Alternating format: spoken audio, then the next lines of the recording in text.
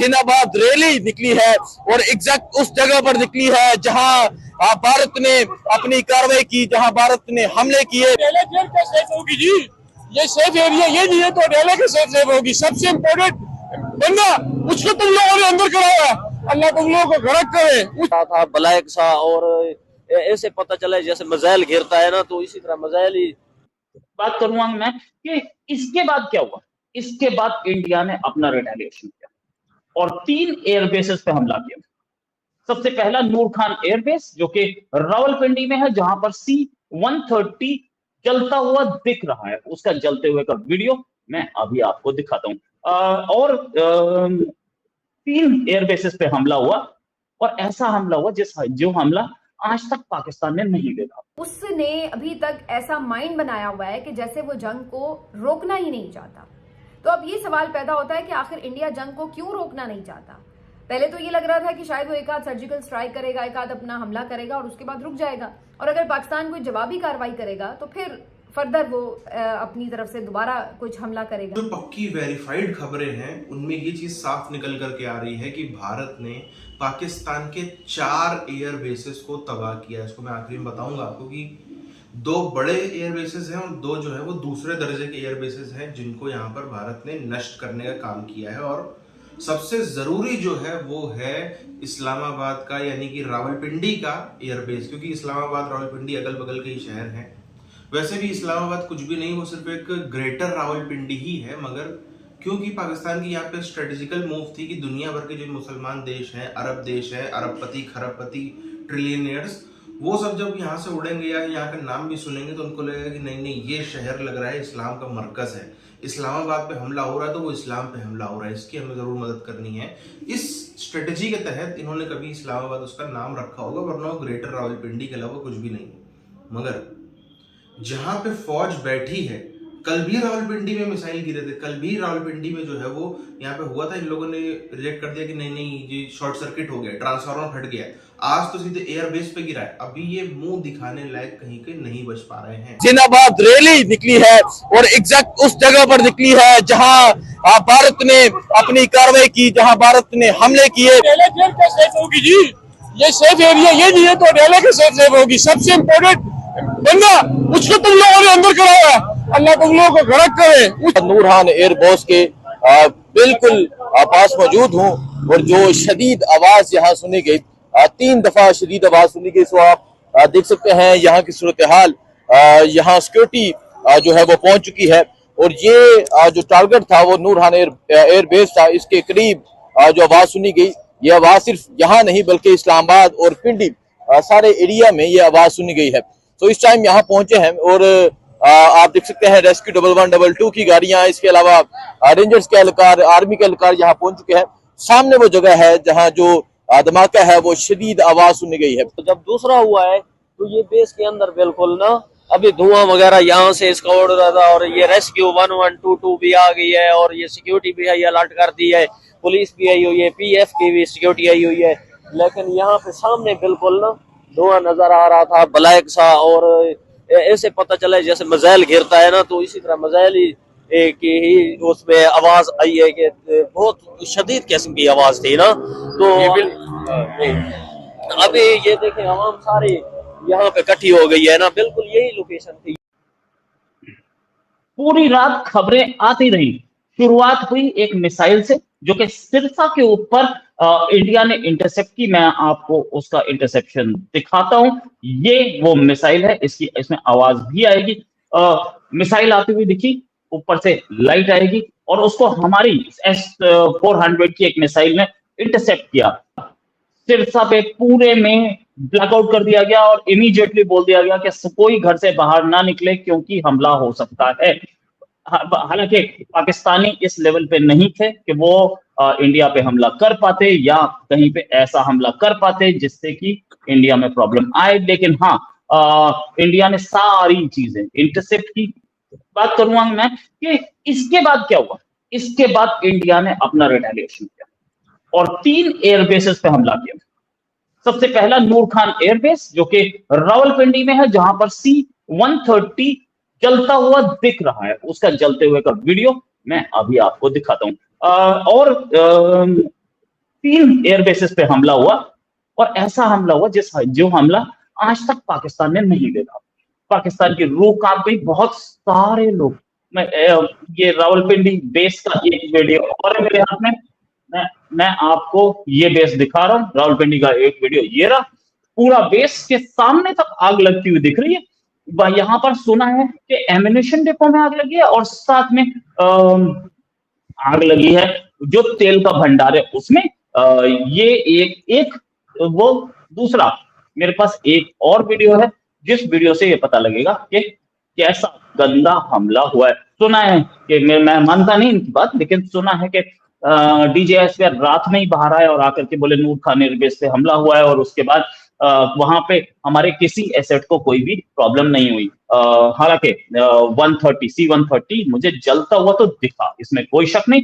वो C-130 अगर मैं जलता हुआ दिखा दूं तो भी कोई बड़ी बात नहीं है, आपको अभी दिखा देता हूं मैं। और एसेट्स हैं C-130 के ये वन मोर, मेरे पास सारी चीज का एविडेंस होगा। ये दिख रहा है दूर से, वीडियो लिया है उसने, बहुत अच्छा वीडियो लिया, साफ दिख रहा है प्लेन का विंग जलता हुआ। पीछे आग नहीं लग रही है, पीछे आग लग रही होती तो विंग पूरा साफ दिखता। विंग जल रहा था, विंग के बाद क्योंकि विंग में ही तेल होता है, और C-130 पूरा जल गया होगा। सिर्फ मिनटों में पाकिस्तानी एयरफोर्स इसे बचा नहीं पाई होगी। और साथ में और कितने प्लेन जले किसी के पास कोई इंफॉर्मेशन नहीं है। हाँ, ये जरूर है कि हमले और तगड़े हुए। गुज़िश्ता चंद दिनों से मसलसल पाकिस्तान के अंदर हमले कर रहा है। तकरीबन 80 के करीब उन्होंने ड्रोन हमले पाकिस्तान के अंदर किए हैं, जिनमें से 70 से ज़्यादा ड्रोन्स जो हैं पाकिस्तान ने उनको या तो गिरा दिया या न्यूट्रलाइज किया, जो भी आप जो मर्जी आप उसको कहते रहें। एंड ऑफ द डे वो ड्रोन्स हमारी सरजमीन पे आए, उन्होंने पाकिस्तान की एयर स्पेस को वायलेट किया, मुख्तलिफ जगहों पे वो गिरे, बड़े हसास मुकामात के वो करीब गिरे। और अब हालत ये आ गई है कि भारत ने मिसाइल हमले शुरू कर दिए हैं पाकिस्तान के एयर बेसिस पे। उसने अभी तक ऐसा माइंड बनाया हुआ है कि जैसे वो जंग को रोकना ही नहीं चाहता। तो अब ये सवाल पैदा होता है कि आखिर इंडिया जंग को क्यों रोकना नहीं चाहता। पहले तो ये लग रहा था कि शायद वो एक आध सर्जिकल स्ट्राइक करेगा, एक आध अपना हमला करेगा और उसके बाद रुक जाएगा, और अगर पाकिस्तान कोई जवाबी कार्रवाई करेगा तो फिर फर्दर वो अपनी तरफ से दोबारा कुछ हमला करेगा। लेकिन ऐसा हुआ नहीं। पाकिस्तान ने अभी तक जितनी भी एफर्ट्स की हैं जो उनको नुकसान पहुंचाया है, वो सिर्फ अपनी दिफाई कार्रवाइयां करते हुए पहुंचाया है। की बात करूं तो जो करीब तरीन शहर है इंडिया के शकरगर, वहां जो हालात हैं वो बहुत कशीदा हैं। वहां सायरन बजा दिए गए हैं। डिप्टी कमिश्नर सियालकोट जो है वो वहां पहुंची है, सायरन बजाए गए हैं, लोगों को हफाजी तदाबीर के हवाले से कहा गया है। और वहां से जो ड्रोन है वो उड़ते हुए नजर आए हैं। ये ड्रोन उड़ते हुए एक तरफ यहाँ से उड़े हैं, दूसरी तरफ गुजरात की तरफ से आए हैं। कुछ समझ नहीं आ रही कि ये क्या चाह रहे हैं, क्या इनकी प्लानिंग्स हैं। पाकिस्तान के हर शहर में इन्होंने ड्रोन अटैक किया है। अगरचे ये मिसाइल नाकारा बना दिया गया, इसको फिजा में ही इंटरसेप्ट करके खत्म कर दिया गया, लेकिन आप देखिए कि इनकी जुर्रत देखिए और इनका जो हमला था उसका शिद्दत का अंदाजा लगाइए कि कहां तक बात पहुंच चुकी है कि चकलाला एयरबेस के ऊपर इन्होंने मिसाइल तक दाग दिया है। तो होता है प्रोपेगेंडा, जिसको चलाते हैं स्टेट्स, यानी कि राजनीतिक सत्ताएं खुद उसको ऑपरेट करती हैं। दूसरी चीज जो कि प्रोपेगेंडा से भी ज्यादा खतरनाक है वो है व्यूज के लिए कुछ भी डाल देना। और जब से सोशल मीडिया यूट्यूब वगैरह आ गया है उसके बाद से फेक न्यूज इतनी ज्यादा बढ़ गई है, व्यूज के लिए कुछ भी डाल रहे हैं कि देखो हमने ये कर दिया वो कर दिया, पाकिस्तान वाले अपना कुछ भी कह रहे हैं, मगर सच्चाई क्या है उसका हमें ध्यान देना बहुत ज्यादा जरूरी है। तो अब इस चीज को समझें, जो चारों एयर बेसेस हैं जिनके ऊपर ये अटैक हुआ, सबसे पहली बात तो ये है कि पाकिस्तान में कुल ऑलमोस्ट 40 एयर बेसेस हैं, जिसमें से 12 बड़े एयर बेसेस हैं,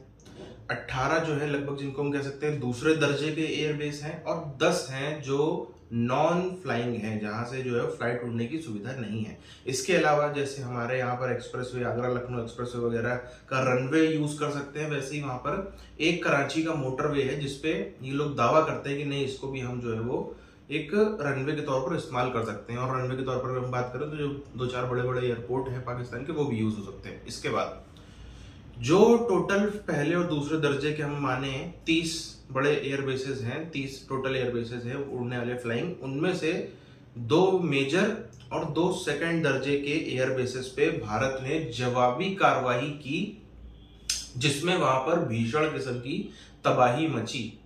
अब यहां पर 2 चीजें हैं।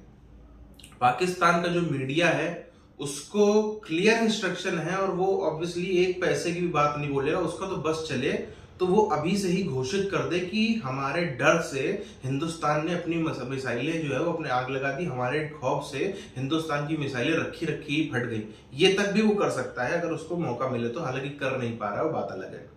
दूसरी तरफ पाकिस्तानी मीडिया की तरफ से कोई भी खबर आए इम्पॉसिबल है, पाकिस्तानी यूट्यूबर की तरफ से खबर आए वो भी बहुत ज्यादा मुश्किल है, क्योंकि ज्यादातर तो किसी न किसी पार्टी के द्वारा स्पॉन्सर्ड ही है, मगर फिर भी कुछ ना कुछ कहीं ना कहीं से खबरें आ रही हैं, और जो ग्राउंड रिपोर्ट सामने आ रही हैं वो इस बात की पुष्टि कर रही हैं कि देखो भारत जो है वो दनादन नुकसान पहुंचा रहा है और आप कुछ भी नहीं कर पा रहे हो, ये हकीकत है। मगर एक हकीकत इसकी और भी है, जैसे कल भी जिसका एक मामला सामने आया, हम कितने ही पाकिस्तानी ड्रोन्स को, मिसाइल्स को गिरा दें, सच्चाई ये है कि हम उसको हवा में रोक तो सकते हैं, जो सैकड़ों लोगों की जान शायद उससे जा सकती थी वो तो बचाई जा सकती है, मगर जब उसका मलबा गिरेगा जिसको हमने हवा में नष्ट कर दिया तो वो कहीं भी गिर सकता है, वो शहरी इलाके में गिर सकता है, वो किसी घर पे गिर सकता है, वो आबादी के इलाके में गिर सकता है।